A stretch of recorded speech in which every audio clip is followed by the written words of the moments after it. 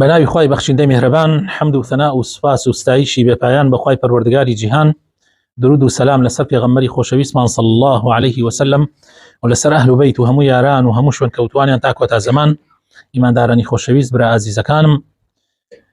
بە ئیزنی خوای پەروەردگار ئەمڕۆ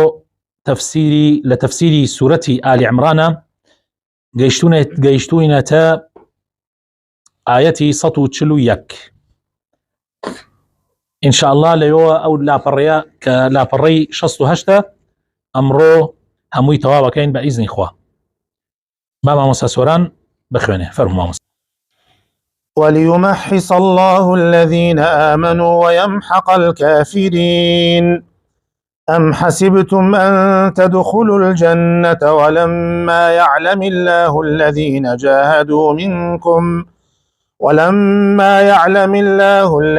جاهدوا منكم ويعلم الصابرين ولقد كنتم تمنون الموت من قبل أن تلقوه فقد رأيتموه وأنتم تنظرون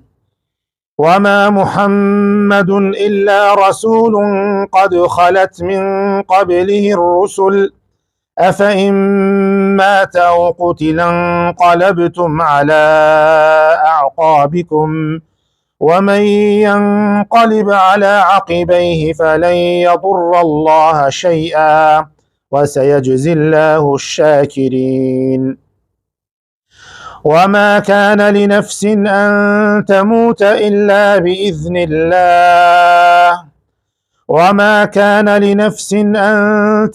إلا بإذن الله كتابا مؤجلا ومن يرد ثواب الدنيا نؤته منها ومن يرد ثواب الآخرة نؤته منها وسنجزي الشاكرين. وكأي من نبي قاتل معه ربيون كثير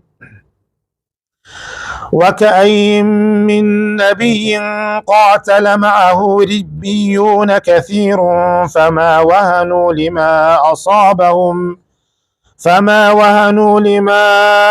أصابهم في سبيل الله وما ضعفوا وما استكانوا والله يحب الصابرين. وما كان قولهم إلا أن قالوا ربنا اغفر لنا ذنوبنا وإسرافنا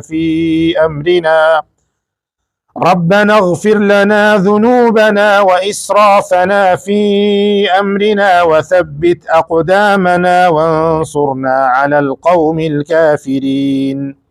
فآتاهم الله ثواب الدنيا وحسن ثواب الآخرة والله. بارك الله فيكم، خی گەورە جەزای خێرتان إن شاء الله. برا عزیزەکانم، ئێمە لە دەرسی پێشووە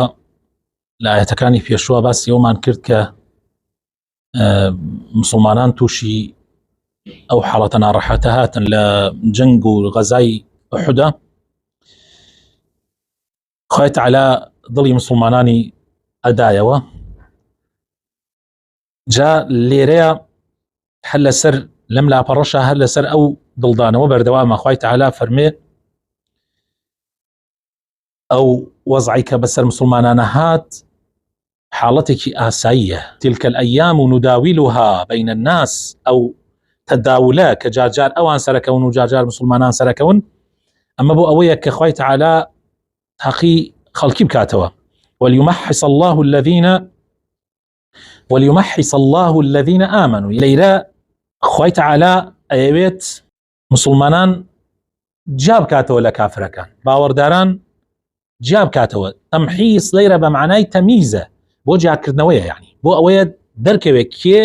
جا بێتەوە، کێ ڕاستەکە کێ درۆک، کێ مسلمانە باوەڕداری ڕاستەقینەیە کێ منافقە و دووڕووە. وليمحص الله الذين آمنوا ويمحق الكافرين. وبو أوي كافر بباوركان ومنافق دوروكانيش لناو بريت. خوای تەعالا تاقی مانەکاتەوە، تاقی کردنەوەش بەوە ئەبێ کە ناڕەحەتی توش ببێ، جارجار شکست توش ببێ، هەندێک زروف بەسەر تا بێ بۆ ئەوەی دەرکەوێت کە تۆ ڕاستەکەی یان اوان راسكن. ام جا خوي تعالى فرمي ام حسبتم ان تدخلوا الجنة ولما يعلم الله الذين جاهدوا منكم ويعلم الصابرين. وازانا هروا بآساني اچنە بەهشتەوە بەبێ ئەوەی تاقی بکرێنەوە، بەبێ ئەوەی ئیمتیحان بکرێن، بەبێ ئەوەی دەرکەفێ کە ئیمانداری ڕاستەقینێ و جیهاد دەکا و کۆششەکە لە پێناوی خوایە و ئارام ئەگرێ لەبەر خاتری خوای پەروەردگار. یعنی آخر ئەگەر وەبێ ئیمتیحان بێ و هەر هەمووی بچێتە بەهشتۆ آخر ناکرێ، ناخۆشە. ئێستا ئەگەر لە مەکتەبە هیچ تاقیکردنەوە نەبێ، ئەوەی کە زۆر زۆر ئەخوێنێ لەگەڵ ئەو کەسەیە کە هەر ناخوێنێ، هەر هەمویان پۆلەکان بگوازرێتەوە لە 1 بڕۆنە 2، لە 2 بڕۆنە 3، حتا گاتە پۆلی 12. هەر بەم شێوازە لە ڕاستیە ئەوانشی کە کۆششکەرن هەوڵدەرن ئەوانش سار دەبنەوە، هەوڵدۆرەکانش سار دەبنەوە. لە رووسیا یەکێ لەو شتانەی کە دەوڵەتی شوعیەتی رووسیای ئیتحاد سۆڤیەتی فەوتان ئەوە بوو لە نیزامی ئیشتراکیە هەموو خەڵکەکان وەکو یەکن، یەکسانن، یعنی هەموو وەکو یەک ڕاتبیان پێدرێ، هەموو امتیازاتیان وەکو یەک وایە لە هەموو شتەکانە. لێرە طبعا کەسانێکی زۆر هەوڵ ئەدەن، زۆر کۆششەکەن، زۆر ماندوو ئەبن و خەڵکانێکی شەیە هەر ئاوا کار بەڕێخن. ئەگەر ئەم دوانە وەکو یەک وابن، ئەوانەشی کە کۆششەکەن کە هەوڵ دەنەوەش سار دەبنەوە.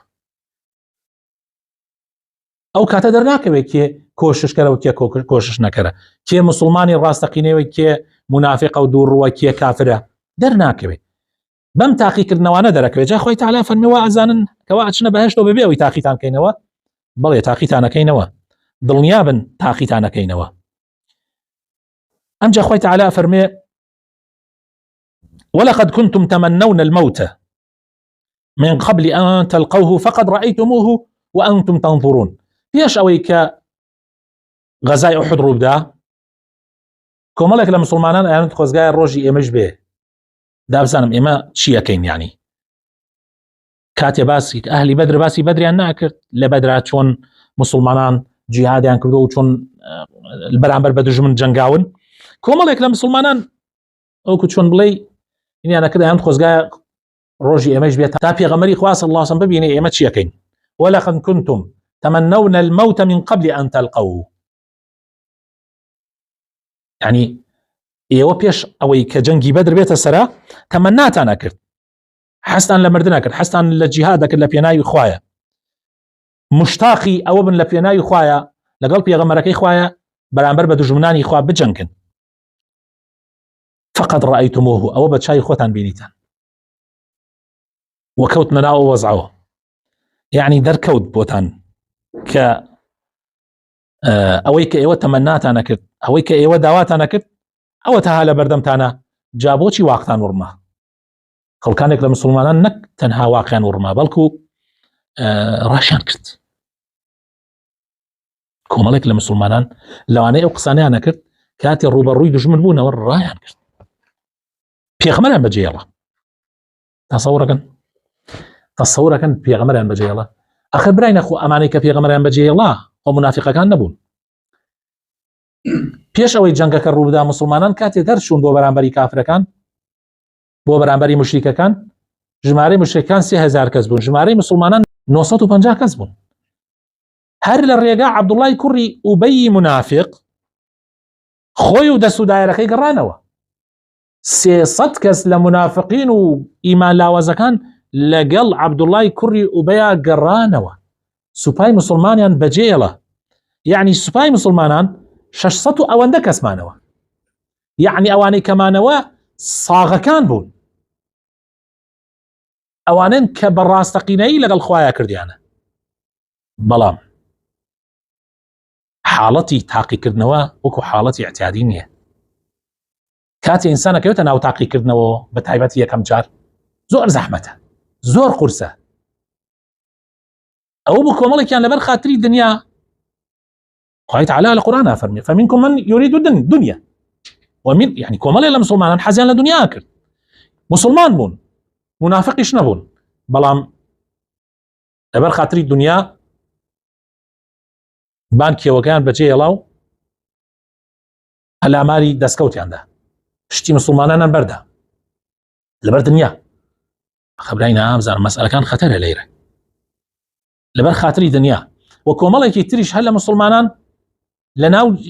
جەنگەکەی بوون کاتێ وایان کرد دژمنیان لە پشتۆ بینی ئەمان پیادە و دژمنیش بە سواری و نەک یەک و دوو سێ 200 سوار موقفەکە زۆر قورس بوو ڕایان کرد ئیتر بەدەم ڕاکردنەوەنیان کوژران هەنێکیان ڕوبەڕووی دژمن بوونەوە ئاڵەوانانە بەڵام بەرگیان نەگرت چکە وەزعەکە زۆر خەتەر بوو بۆ نمونە دەنگەنج بەردەمی دەوروبەری پێغەمبەریان کرد بوو دەگەنج حتى آخر نفس دفاعی لە پێغەمبەر کرد هەردەیان کوژران هەردەیان موقفەکە زۆر زەحمەتە ینی کەبیری لێکەیتەوە ینی قورسە زۆر قورسە دوای ئەوە چار نەما سوپای ئیسلام و پێغەمبەری خوا و سوپاکەش ئینسحابیان کرد پاشەکشەیان کرد بەڵام پاشەکشەیەک بۆ سەر شاخەکە بۆ ئەوەی خۆیان بگرنەوە بۆی بتوانن ینی ئێتر دژمن نەتوانێت لیان بکوژێ پاشەکشەیان کردە چوونە سەر بەرزاییەک ئەوە بوتر لەوێ دژمن نەیتوانی بڕاتە سەر بەرزایەکە بۆیان و مسلمانان لەوێ خۆیان گرتەوە سوپای کافرەکانیش گەڕانەوە مەبەستم لەیرە ئەوەیە کە ئەوان هەنێک داوای ئەوەیانە کرد بەڵام کاتێک توش بوون بەرگیان نەکرد لەبەرەوە پێغەمبەری خوا صلی الله علیه و سلم فەرمێ لا تتمنوا لقاء العدو واسألوا الله العافية قد تمنای ڕوبەڕووبوونەوەی دژمن مەکەن دائما بڵێن یا ڕەبی خوایە پەنات پێگرین یا ڕەبی خوایە لە بەڵاممان پارێزە لە شەڕمان پارێزە بەڵام ئەگەر کەوتنە بەرامبەری دژمنیش ئیتر پیاوبن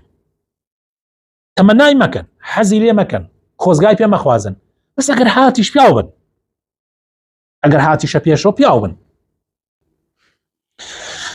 بەڵێ جا خوای تعالی فەرمێ وما محمد إلا رسول طبعا لەناو جەنگەکە لەو کاتەکە حاڵەتەکە زۆر تەنگ بوو خەبەریش بڵاوە بۆ کە پێغەمبەریان کوشتووە براینە کۆمەڵی مسلمان جەنگی ئەجەنگان هەتا ئەو لەحظە هەر یعنی دیفاعی نەکرد بەس کەوتیان پێغەمبەر کوژراوە دەستیان قاچیان شکا جا خوای تعالی فەرمێ وما محمد إلا رسول یەکێ لە سەحابەکان ئەڵێ کەسێک یەک باسی سەحابەیەکی ترەکە ئەڵێ دای بەلامە منیش پێم وتی وە بۆوە ئەوەستاوی یعنی بۆ دەسەر پاچە بووی کوڕە تووچی پاڵەوانێ بووی ئێستا بۆ دەسەر پاچە بووی ئەڵێ وتم ئاخر ئەڵێن پێغەمبەر کوژراوە جەیوتی دەی با ئێمەش بکوژێن لەو لەسەر ئەو ڕێگایی کە پێغەمبەر لەسەر کوژرا دەی با ئێمەش ئەڵێ ڕۆشتە ناو جەنگەکە هەتا شەید بوو بەڕاستی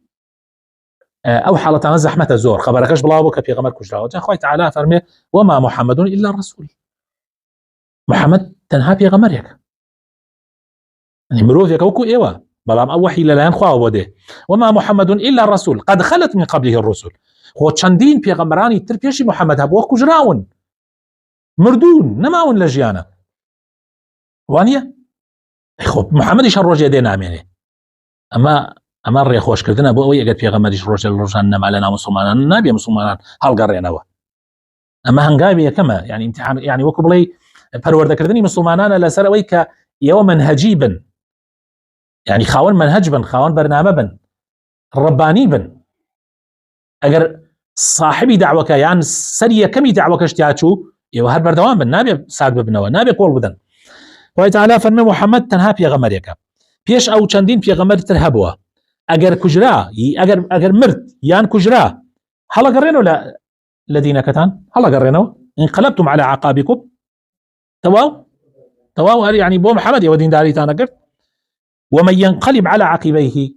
هەر کەسێک هەڵگەڕێتەوە جارێکی تر بەرەو دوا فلن يضر الله شيئا بابزانێ هیچ خوا زەرەر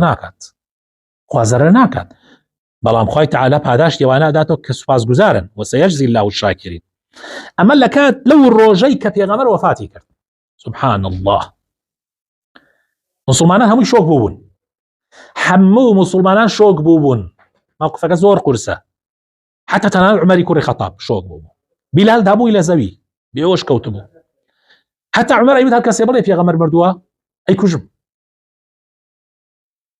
لەم ئەبوو بەکر دێتەوە لەلای ژنەی دۆمیە بێ کە دێتەوە خەبەرەکە بیسێ دێتە ژوورەوە ڕاتە ژوورەکەی عایشە بانی دەمچاوی پێغەمبەری خوا صلی الله علیه و سلم داتە لا درزانی وفاتی کردو ماچێکا و دوایەوە دەڕۆچێتە سەر مینبەرەکە حاڵی مسلمانان نەبینێ چێ سەر مینبەرەکە ئەڵێ عومەر دانش فلان وابکە فلان وابکە ئەمجا ڕووە کاتە مسلمانان و ئەڵێ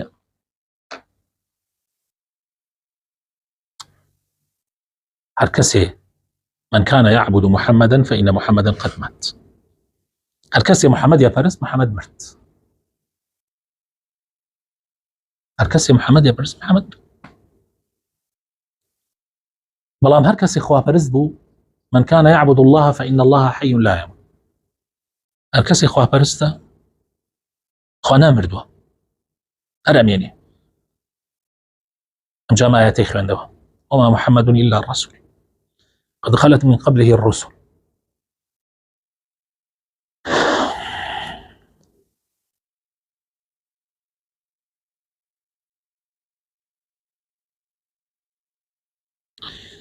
إمام عمر فرمي والله هردو شوك مشكا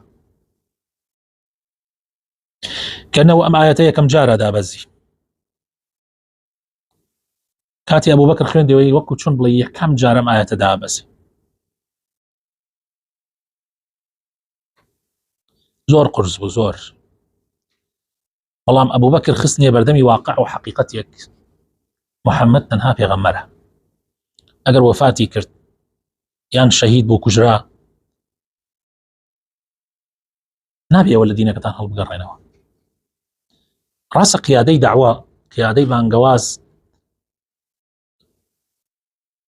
أقر لنا وبتشيت زور قرصة زور زحمة شكا أو سري تسبيحك أقر أو بجراء أو نما تسبيحك همي برأينا بيتوا بلا أبي مسلمانان بردوان بن نابي سارد بنوا بويا أبو بكر هابرينا أما فرق أبو بكر لقل غيري أبو بكر فرق وجاوازي أبو بكر لقل غيري أبو بكر أما آخر أو تربو أبو بكر دوم كذب على داي بيغمري خاص الله لبرو أبو بكر بياوي أو كاتية أو لحظاتانه يعني تناند عمر برقينا كرت عمر بوهم شدته وبوهم همته بوهم عزيمته عمر برقينا كرت جازور قرنقا إيما أو ما لبين نجي وما كان لنفس أن تموت إلا بإذن الله أمجا مسلمانان هر نفسك كأمره ببيع إذن إخوان أمره يعني كتابا مؤجلا كتابك دياري كراوة أجلك دياري كراوة قايت على بو همما نوسيتي يترى كردن يا لمردن أقر تشيل لك وشكو تلاركاني شابي جاك وابو بو أترسن يعني أما ينكردني مسلمانانا يعني كأجل دياري كراوة براينا أجل دياري كراوة يتر مترسن روبا ربو نوي دجمن لمواجهة دجمن مترسن ومن يريد ثواب الدنيا نؤته منها هر كسيك أقر بو دنيا بيكا إما بيدين هر كسيك أقر بو دنيا بو پاداشي دنيا بيكا ما بيدين بلام هر كسيكيش بو قيامت بيكا ومن يريد ثواب الآخرة نؤته منها أي شر بيدين وسنجزي الشاكرين دوباره إما پاداشتي سپاس گزاران أدينوا أمجا خوي تعالى أفرمي بيش إيوش وكأي من نبي بيش إيوش چندين بيغمر هبوا قاتل معه ربيون كثير يعني چندين بياوي قورو قاوريو دوستو شوين كوتوي زور لقال أبون جهاد يعني كل ولا بيناوي خواه بيش بيغمري خواه بيغمراني تريش جهاد يعني كردو خلقش لقال أبون خلقانك دلصوص وقو أصحابكاني في غمر صلى الله عليه وسلم فما وهنوا لما أصابهم طبعا أواني جارجار جارجار جيرا كوتن وجارجار سرا كوتن أواني شوابون فما وهنوا لما أصابهم هرشتك توشي عن أبو توشي وهني عزيمة يعني ناكد يعني شلوخاو يعني ناكر دوا أو نار راحت يعني كتوشي عن أبو شلوخاو يعني ناكر دوا وما ضعفوا لا وازن أبون وما استكانوا مليان كش نأكرد زليل نأبون يعني بودو جمنان ربيون يعني كوماليكي زور لبياوشا كانوا لا أولياء كانوا يعني لأصحاب أو بيغمرة وهن بريتيا لا جورك لا خاو خليجي بوي كان ورات الروخية زياتر وهن بيواندي بدرون وهيا وضعف بيواندي بتشي وهيا